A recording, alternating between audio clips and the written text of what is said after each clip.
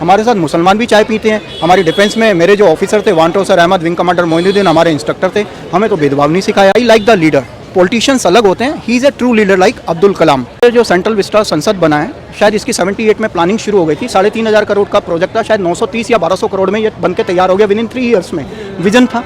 उस समय कॉस्टिंग बहुत कम थी, तो भी 3,500 करोड़, और अब इतने कम बजट में कोई तो रीज़न है। लेकिन लोग है ना, इनको मैनिपुलेट कर रहे हैं। ये अच्छा कर रहा है लेकिन बुरा दिखाना है, बुरा बोलना है, तो उनको हम रोक नहीं सकते। अभी अग्निवीर लेकर आया, अग्निवीर लाने के लिए पीछे रीज़न क्या था? प्लस हमारे देश को इस समय नंबर फोर्सेस बढ़ाने की जरूरत थी।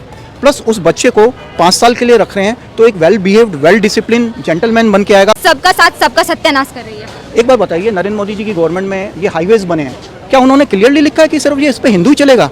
उस पर मुसलमान की भी गाड़ी जाती है, एक गरीब रिक्शे वाले का भी रिक्शा चला जाता है उस। आपको क्या लगता है सर, 2024 में किसकी सरकार आएगी और आपके क्या मुद्दे हैं इस बार?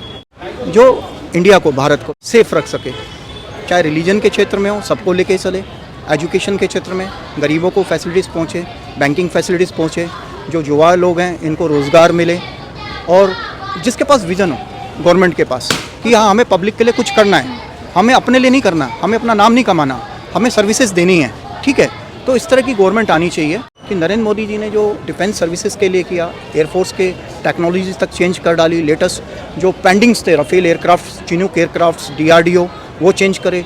बट राफेल एयरक्राफ्ट इनके टाइम से चल रहे हैं सौदेबाजी, बट इन्होंने इमीडिएटली कि हमें ये रिक्वायरमेंट है और ये फास्ट काम होना है। और प्लस विधवाओं की पेंशन इन्होंने इंक्रीज़ करवाई है। प्लस इनका मनोबल बॉर्डर्स पे, पहले PMs नहीं जाते थे, अभी आपके डिफेंस मिनिस्टर राजनाथ सिंह, सीतारमन जी, इवन तो नरेंद्र मोदी जी भी, कोई भी नेशनल डिफेंस का कोई फंक्शन होता है, ये फर्स्ट होते हैं वहाँ पर जाने वाले। डिफेंस में क्या होता है, फौजी लोग अपने पेरेंट्स से, सिस्टर से, वाइफ से, बच्चों से दूर हैं, उनका मनोबल कौन बढ़ाएगा? जब हमारे लीडर्स आते हैं ना बॉर्डर्स पे, तो जज्बा और जागता है। इन्होंने तो स्ट्रॉन्ग करा है फोर्सेस को। अभी अग्निवीर लेकर आया, अग्निवीर लाने के लिए पीछे रीज़न क्या था? अनएम्प्लॉयमेंट को हमने मान लिया, लेकिन एक बच्चा यहाँ 12th करता या 10th करता पेरेंट्स के खर्चे के ऊपर, वहाँ पर वो फ्री एजुकेशन करेगा। प्लस हमारे देश को इस समय नंबर फोर्सेस बढ़ाने की जरूरत थी। प्लस उस बच्चे को 5 साल के लिए रख रहे हैं, तो एक well behaved, well discipline gentleman बन के आएगा। अगर 100 बच्चे अग्निवीर में जा रहे हैं तो 75 ही तो वापस आ रहे हैं, 25 तो परमानेंट रहेंगे वहाँ पर। मोरओवर उनको डिप्लोमा, और किसी सिविल कैंडिडेट के लिए, जैसे ये भाई साहब खड़े हैं, इनकी 28 साल सरकारी नौकरी के लिए है, लेकिन उसको वहाँ एज में भी रिलैक्सेशन मिलेगा। तो उन्होंने डिफेंस का मनोबल बढ़ाया है, गिराया नहीं है इन्होंने। सबका साथ सबका विकास, ये नरेंद्र मोदी जी कहते हैं। I like the leader. Politicians अलग होते हैं, he is a true leader like Abdul Kalam, ठीक है। विपक्षी कह रही है कि सबका साथ सबका विकास करने के बजाय सबका साथ सबका सत्यानाश कर रही है। एक बार बताइए, नरेंद्र मोदी जी की गवर्नमेंट में ये हाईवेज बने हैं, क्या उन्होंने क्लियरली लिखा है कि सिर्फ ये इस पे हिंदू ही चलेगा? उस पर मुसलमान की भी गाड़ी जाती है, एक गरीब रिक्शे वाले का भी रिक्शा चला जाता है, उस पर ईसाई भी जाता है, वो तो सबके साथ चल रहे हैं। और जो पॉलिसीज़ आई हैं, जैसे अभी कोई मेडिकल की इन्होंने पॉलिसी निकाली हैं हॉस्पिटलाइजेशन की, उसमें ये थोड़ी लिखा कि एक पर्टिकुलर रिलीजन के लिए, वो सारे धर्मों के लिए उन्होंने किया है। आज एक रिक्शे वाले का या किसी भाई साहब का बैंक अकाउंट है, उसमें प्रधानमंत्री बीमा योजना कंपलसरी है। अगर कुछ हो जाता है तो उनको उसका पैसा मिलेगा वहाँ पर। एम्स पहले 4 ही थे, मेरे ख्याल से हिंदुस्तान में 23 एम्स एट ए टाइम कर आए हैं। एक सब्जी वाले का बच्चा जो MBBS बन सकता है, लेकिन फंड्स नहीं है। गवर्नमेंट पॉलिसी लाई है, अगर वो डिजर्विंग कैंडिडेट है, बैंक लोन देगी, जब वो डॉक्टर या इंजीनियर बन जाएगा तब वो बैंक का पैसा देगा। तो इसी गवर्नमेंट ने तो सोचा है, और इन्होंने मुद्दे निपटाए हैं। धारा 370 बड़े आराम से, वहाँ करोड़ों अरबों रुपया सिक्योरिटी पे खर्च हो जाता था कश्मीर में, चला आ रहा है सालों से। अब वहाँ पर क्या है, वो मुद्दा ही खत्म कर दिया। बातचीत, अयोध्या मासमाला, कोई दंगे नहीं होने दिए, बड़ी प्यार मोहब्बत से उन्होंने मैटर को सुलझा दिया। इवन तो मोमडन्स लेडी के लिए जो तलाक के ये फ्रस्ट्रेटेड हो जाती थी, वो मुद्दा बड़े आराम से इन्होंने क्या है, गलत चीज़ों को ख़त्म किया है। आज हम एक हाईवे पे जाते हैं, हमारा फास्ट टैग से सारा पैसा कटता है और सीधा गवर्नमेंट के अकाउंट पे। पुराने ज़माने में आधे लोगों की पर्ची कटती थी, आधों की पॉकेट में, इसलिए उन लोगों को फ्रस्ट्रेशन है कि हमारा कमीशन मारा गया, हम जो बिचौलिए थे गवर्नमेंट के, हमको पैसा नहीं मिल पा रहा है, हमारी 2 नंबर के कामों पे गड़बड़ हो गई है। तो ये लोग बुराई करते हैं। ये he is the right person. मैं बीजेपी के पक्ष में नहीं बोल रहा। नरेंद्र मोदी एक सही व्यक्तित्व के अच्छे नेता हैं। लोग कहते हैं ये हिंदुस्तान छोड़ के बाहर घूमते रहते हैं। बाहर इसलिए घूमते हैं कि हमारी कंट्री में पैसा आए। किस तरह कोरोना में इन्होंने शांतिपूर्वक सेटल करी चीज़ें हमारे सामने। आज पाकिस्तान, चाइना की हिम्मत नहीं है कि वो हम अटैक कर दें हिंदुस्तान के ऊपर। वो 50 बार सोचते हैं। नरेंद्र मोदी बैठा है भाई, ये तो बवाल कर देगा। इनकी फोर्सेज बैठी हैं।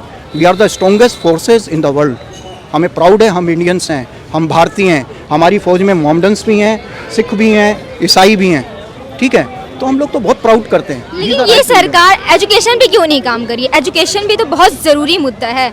एजुकेशन पे सीबीएसई में इन्होंने सारे जो सिलेबस थे चेंज कर दिए। सीबीएसई में कुछ सब्जेक्ट ऐसे थे जो कंट्रोवर्शियल थे, उनको हटाया गया, रियलिटी लेकर आए। प्लस इन्होंने गवर्नमेंट ने क्या करा, टीचर्स के पे स्केल बढ़ाए। एक शिक्षक को अगर अच्छी तनख्वाह मिलेगी तो वो अच्छा पढ़ाएगा। अगर वो खुद बेचारा भूखे पेट है, सैलरी नहीं मिल रही 3 साल से या 3 महीने से, तो उसका मन ही नहीं होगा पढ़ाने का। तो एक तो ये चीज़ लेकर आए ये। शिक्षा के लिए इन्होंने लोन्स दिए हैं, दूसरी कंट्री के साथ टाई अप कराए। अभी हमारी कंट्री की आईआईटी जो मद्रास की है, ये शायद अफ्रीका में कोई कंट्री है, मैं नाम भूल गया, युगांडा या कहीं पर, वहाँ पर एक और आईआईटी की स्थापना हो रही है जो इंडियन यूनिवर्सिटी चलाएगी। तो अपनी कंट्री के लिए तो कर ही रहे हैं, दूसरी कंट्री के लिए भी कर रहे हैं। लेकिन विपक्षी का तो कहना है कि ये जो सरकार है शिक्षा देने के बजाय हिंदू मुस्लिम का कूटनीति सिखा रही है बच्चों को। देखो, मैं आपके सामने बोल रहा हूँ, विपक्ष का काम है कि अगर गवर्नमेंट में कोई कमी है उसको सामने लाना, नंबर 1, या जनता के लिए कोई दिक्कतें हो रही हैं और गवर्नमेंट का ध्यान वहाँ नहीं जा रहा, उसको सामने आना। बट प्रॉब्लम क्या है, एक आदमी इंडिया को ऊंचाइयों पे लेके जा रहा है। कई लोगों को ये डाइजेस्ट नहीं हो रहे। मोरओवर क्या है, कुछ लोग जो विपक्ष में हैं उनके ऊपर आज भी भ्रष्टाचार के केस हैं, फाइलें हैं, तो वो नहीं चाहेंगे कि यार एक गरीब आदमी, एक ट्रू आदमी जिसने हमें फंसाया है, वो परमानेंटली नेक्स्ट टेन्योर ले जाए। और विपक्ष क्या करता है भाई, कोई भी विपक्ष हो वो सामने वाले को डाउन करने की कोशिश करेगा। कैसी बात कर रहे हैं, अभी जो बीजेपी वो तो निरमा का काम करी, मतलब वॉशिंग पाउडर निरमा तो सुना होगा, लेकिन इसमें बीजेपी जितने भी करप्ट इंसान हो उसको वॉश करके साफ सुथरा कर दे रही है। मैं बोलना नहीं जा रहा था। आई थिंक सो ये जो सेंट्रल विस्टा संसद बना है, शायद इसकी 78 में प्लानिंग शुरू हो गई थी। 3,500 करोड़ का प्रोजेक्ट था, शायद 930 या 1200 करोड़ में ये बन के तैयार हो गया विद इन 3 ईयर्स में। विजन था, उस समय कॉस्टिंग बहुत कम थी तो भी 3,500 करोड़, और अब इतने कम बजट में कोई तो रीज़न है।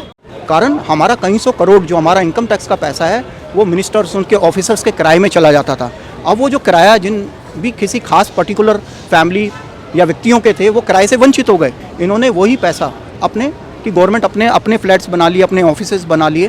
तो ऐसा कुछ नहीं है, ये बोलने का अधिकार सबको है। Anybody can say anything about वो तो एनीवन। इस सरकार ने छीन के रख ली है, अब किसी को बोलने का अधिकार ही कहाँ है इस सरकार में। विपक्षी तो यही कह रही है। आप मेरे सामने हिंदुस्तान की कैपिटल दिल्ली और दिल्ली की कैपिटल नई दिल्ली और नई दिल्ली की कैपिटल कनॉट प्लेस में आप मेरे सामने खुलेआम गवर्नमेंट के खिलाफ बोल रही हैं। आपके पास पूरा अधिकार है। किसने बोला? कोई आपको अरेस्ट कर रहा है, कोई नेता आपको थ्रेटन कर रहा है? कोई नहीं कर रहा। You got the right.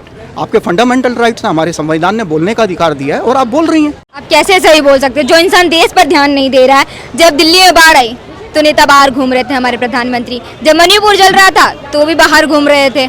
सबकी अलग अलग ड्यूटीज़ बांटी गई हैं। दिल्ली गवर्नमेंट के अंडर सीएम साहब हैं, फिर एमसीडीज़ है। अभी इस कनॉट प्लेस में अगर ये फल वाले के साथ कुछ हो जाता है तो यहाँ डायरेक्टर जनरल या इमीडिएटली अमित शाह जी नहीं आएंगे, यहाँ के एसएचओ या बीट कांस्टेबल आएगा पहले। ठीक है, उनके पास मैसेज पूरे जाते हैं, नज़र पूरी रखते हैं मिनिस्टर्स के ऊपर। प्राइम मिनिस्टर्स बाहर घूमना कोई वो गुनाह नहीं है। बाहर जाके उन्होंने क्या करा है? इंडिया को प्रमोट ही तो करा है। बाहर के लोग अरुणाचल प्रदेश में आके हर्ब्स के बिजनेस करना चाह रहे हैं, इकोनॉमी बढ़ रही है यहाँ पर। जो छोटे मुद्दे हैं जो ये भाई साहब निपटा सकते हैं, ये निपटा सकती हैं, आप निपटा सकती हैं। जरूरी है उसमें प्रेसिडेंट या प्राइम मिनिस्टर को आना? काम सुई का हो, वहाँ तलवार नहीं घुसेड़नी चाहिए। ठीक है, कि जब देश में शांति ही नहीं रह रही, हर तरफ दंगे हो रहे, तो ऐसा नेता का क्या काम जब देश को ही एकत्रित करके नहीं रख पा रहा है, शांत नहीं रख पा रहा है। बारिश होती है तो उसमें मेंढक पैदा हो जाते हैं, फिर वो टटर बोलते हैं, इनको बोलते हैं बारिश के मेंढक। ठीक है, तो कई बार टेम्परेरी फेस होते हैं ड्यू टू द प्लैनेट्स या सर्कमस्टांसेस ऐसे हो जाते हैं कि वहाँ पर दंगे हो सकते हैं। दंगे होने का कारण 3 कारण है। एक तो lack of awareness, lack of education, plus किसी की बातों में आके बह जाना, या फिर अपनी नेतागिरी चमकाने के लिए लोगों को आगे बढ़ाना।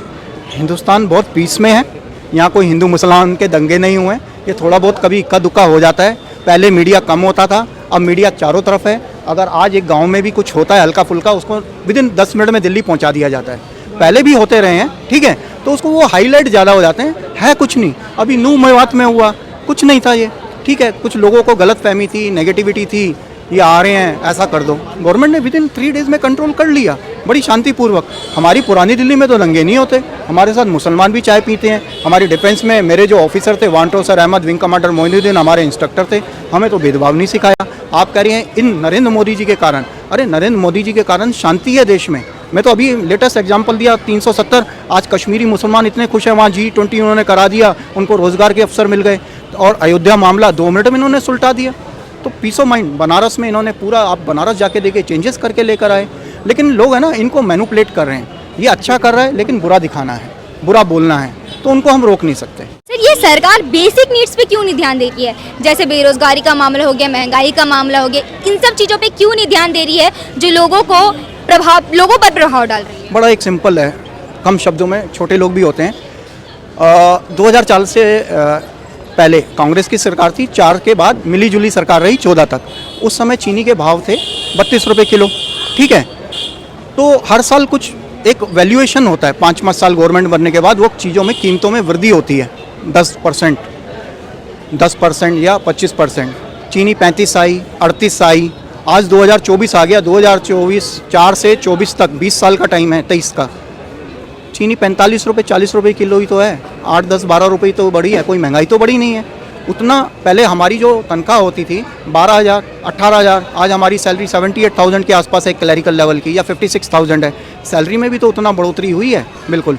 पहले एक आदमी मोबाइल अफोर्ड नहीं कर सकता था, आज आप ये काम वाली सामने हैं जो तकिए के कवर बेच रही हैं, केले वाले हैं, इनके पास मोबाइल्स भी आ गए हैं। कांग्रेस के टाइम में पहले हज कंपनी होती थी, मैं परेशान हो जाता था 1800 के बिल जमा करके। आज मैं 1100 रुपये में 5 मोबाइल चलाता हूँ पूरी फैमिली के, इंटरनेट फैसिलिटीज़ आ गई हैं, वो खर्चे कम हुए हैं हमारे, बिल्कुल।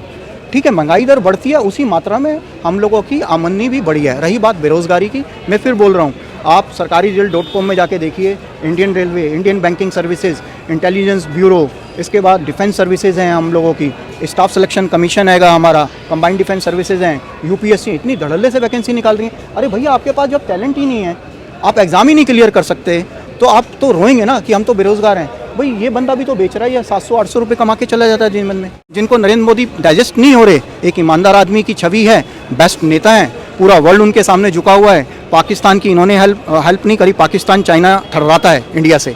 श्रीलंका में हेल्प करी, नेपाल में बाढ़ आई तो इन्होंने हेल्प करी, केरला हो या कश्मीर में भयंकर बाढ़ आई तो इन्होंने हेल्प करी, सबसे पहले आगे होते हैं। अभी लेटेस्ट उड़ीसा में एकदम very next day accident site पर पहुंच गए और अपने मिनिस्टर को वहां पर टेंट लगा के वो रहे, रेलवे मिनिस्टर्स।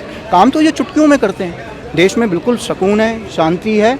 कुछ लोग होते हैं 5% जो इधर उधर की बातें करते हैं, खाली हैं, निठल्ले हैं, उनकी नेगेटिव नैरो माइंडेड हैं, तो वो क्या होता है, चिंगारी लगाने का काम करते हैं। हमें ऐसे बचना है, आने वाले टाइम पे ऐसा कुछ नहीं है। आप छोटे इलाकों में जाओ, गाँव में जाओ, वहाँ पर भगवान राम की पूजा होती है तो मुसलमान लोग पानी भी पिलाते हैं, जब उनके ताजिए निकलते हैं तो हम लोग पानी पिलाते हैं, ऐसा कुछ नहीं है। Hindustan is having very peace of mind.